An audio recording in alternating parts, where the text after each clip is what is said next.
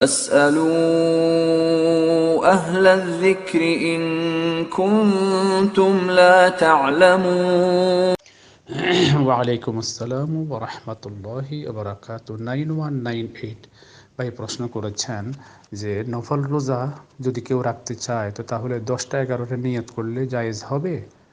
তার উত্তর হচ্ছে যে নফল রোজার জন্য সাহরির সময় রোজা নিয়ত করা জরুরি।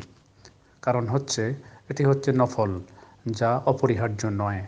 তো রোজার প্রথম যে সময় অর্থাৎ শবে সাদেকের পূর্বেই সাহরি খাওয়ার যে সময়, সেই সময় থেকে নিয়ত পোষণ করতে হবে, তাহলেই তার রোজাটি গ্রহণযোগ্য হবে।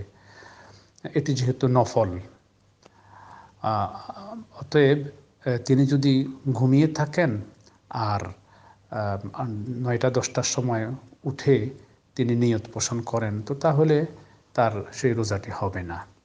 কারণ যথাসময় নিয়ত পোষণ করা জরুরি। ইন্নামাল আমালু বিন্নিয়াত, নিশ্চয়ই আমল নিয়তের উপর নির্ভর করে।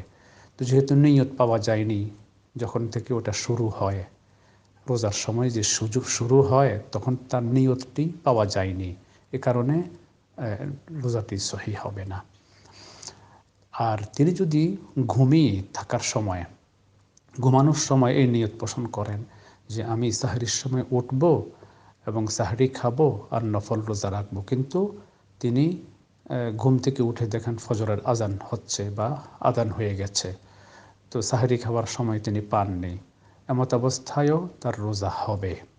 এজন্য হবে যে তিনি অলরেডি ইতিপূর্বেই তিনি নিয়ত পোষণ করেই ঘুমিয়েছেন। ওই নিয়তের কারণে সাহরি খেতে না পারলেও তার রোজাটি মঞ্জুর হবে, যেহেতু নিয়ত পাওয়া গেছে। আর তিনি এমত অবস্থায় সাহরির সওয়াব থেকে শুধু বঞ্চিত হবেন। সাহরি খেলে তার একটা আলাদা সওয়াব আছে, ফজিলত আছে, কিন্তু তার রোজা সম্পূর্ণ বিশুদ্ধ হবে নিয়ত তার থাকার কারণে। আর রমাদান মাসের বিষয়টি এর চাইতে ভিন্ন এই জন্য যে রমাদান যখন শুরু হয় তখন থেকে শুরু করে শাওয়ালের চাঁদ দেখা পর্যন্ত পুরা রমাদান মাসটি রোজার জন্য আল্লাহ তাআলা অপরিহার্য করেছেন, নির্ধারণ করেছেন। তো আল্লাহ তাআলার পক্ষ থেকে এই যে মাসটি নির্ধারণ করা হয়েছে ফরজ রোজার জন্য, এ কারণে রমাদান মাসে অন্য কোনো নিয়ত পোষণ করার কোনো অধিকার এবং সুযোগই নেই কোনো বান্দা এবং কোনো মুমিনের জন্য। সে যদি রমাদান মাসে এই নিয়ত পোষণ করে যে আমি আগামীকাল নফল রোজা রাখবো, আমি ফরজ রোজা রাখবো না, তো তাহলে তার ওই নিয়তটি কার্যকর হবে না, সেটা বাতিল হবে, ফাসিদ হবে।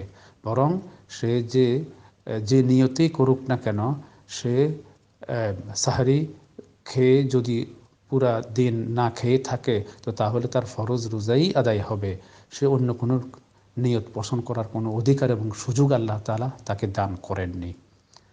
ওটা ফরজের জন্য নির্ধারিত ব্লক করে দেওয়া হয়েছে ওই টাইমটাকে। এজন্য অন্য কোনো নিয়ত করার কোনো অধিকার নাই, সুযোগ নাই।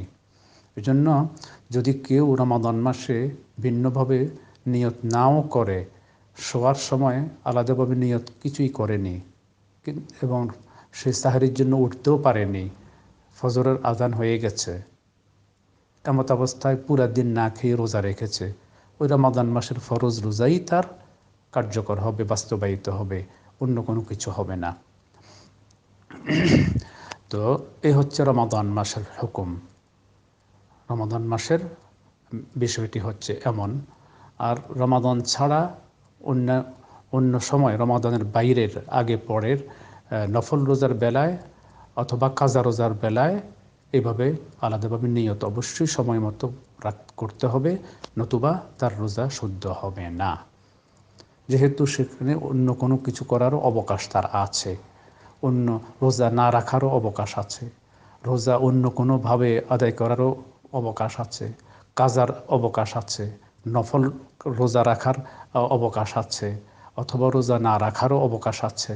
এই জন্য তাকে সুনির্দিষ্টভাবে নিয়তটা করতে হবে যে তিনি কি করতে চাচ্ছেন, কি রোজা রাখতে চাচ্ছেন। তো আশা করি বিষয়টি স্পষ্ট হয়েছে। তো আমরা এভাবেই যথাযথভাবে যেন নিয়ত পোষণ করি, আর তারই আলোকে আল্লাহ তাআলা আমাদের ইবাদত কবুল করেন। আমিন।